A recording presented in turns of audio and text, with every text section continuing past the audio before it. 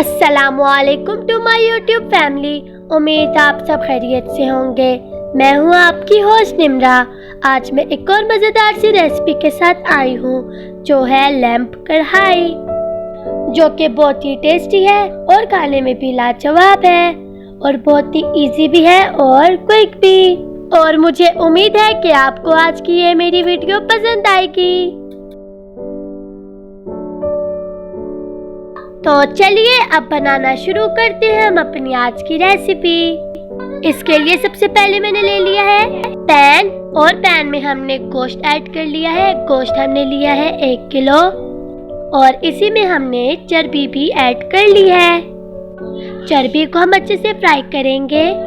मैंने हड्डी वाला गोश्त लिया है, आप बगैर हड्डी वाला गोश्त भी ले सकते हैं। और चर्बी हमने ली है 5 से 6 पीसेस। हमने इसमें घी ऐड नहीं किया है क्योंकि जब हम इसको चर्बी में पकाएंगे तो इसका टेस्ट भी बहुत ज़्यादा अच्छा आएगा। और अब हम चर्बी को अच्छे से फ्राई करेंगे। तो अब हम इसमें ऐड करेंगे नमक। नमक हमने ले लिया है 1 चम्मच और हम इसको अच्छे से मिक्स कर लेंगे। हमने इसमें घी नहीं डाला, ये चर्बी में इतना अच्छा बन जाता है।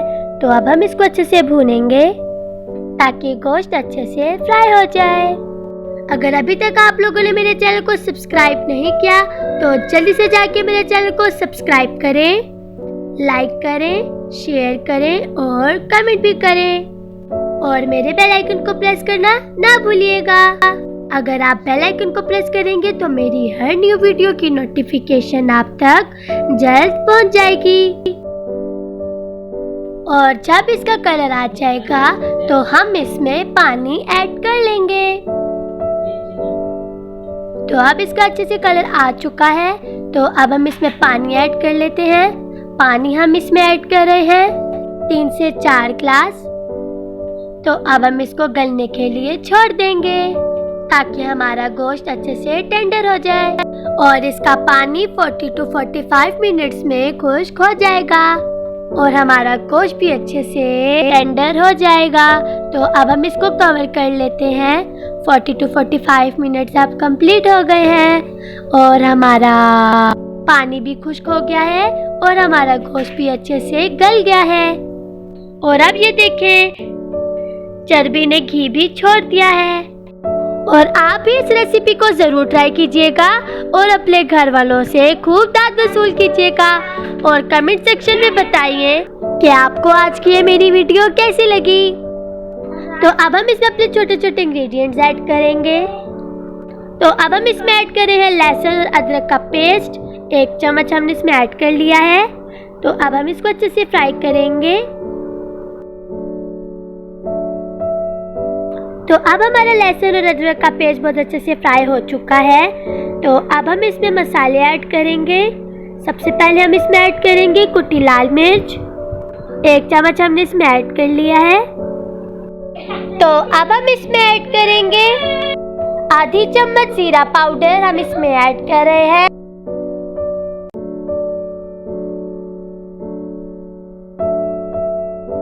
और अब हम इसमें ऐड करेंगे आधी चम्मच हल्दी।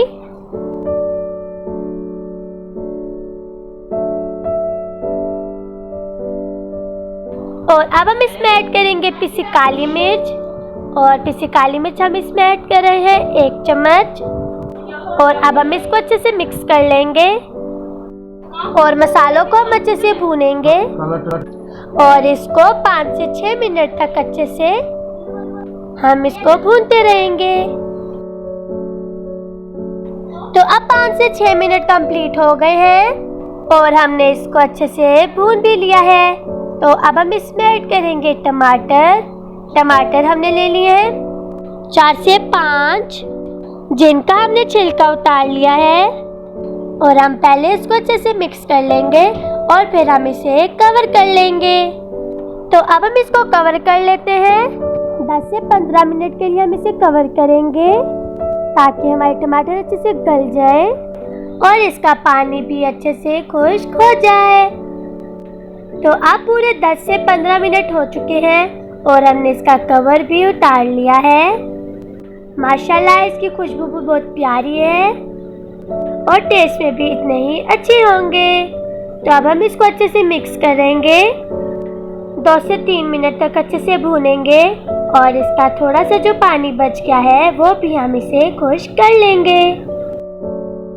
तो अब हम इसमें ग्रीन चिलीज ऐड कर लेते हैं 2 से 3 और थोड़ी सी हम इसमें अदरक ऐड करेंगे और थोड़ी सी हम गार्निशिंग के लिए बाद में ऐड करेंगे।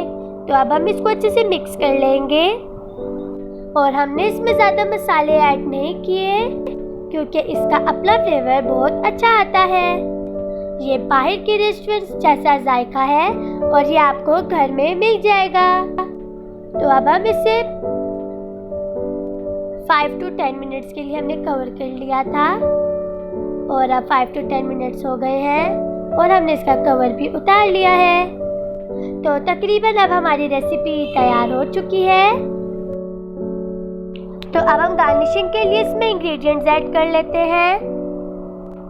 सबसे पहले हमने इसमें अदरक ऐड की है और हम इसमें हरा धनिया ऐड करेंगे गार्निशिंग के लिए, जिससे इसकी लुक भी बहुत ज़्यादा अच्छी लगेगी और टेस्ट में भी मज़ा आएगा।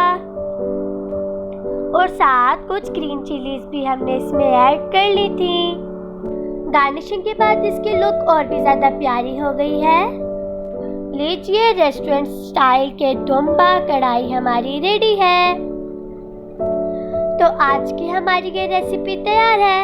अब आप भी चलिए इसे ट्राई करें और रिव्यू दें और आप इसको गर्मा गर्म नान के साथ भी सर्व कर सकते हैं।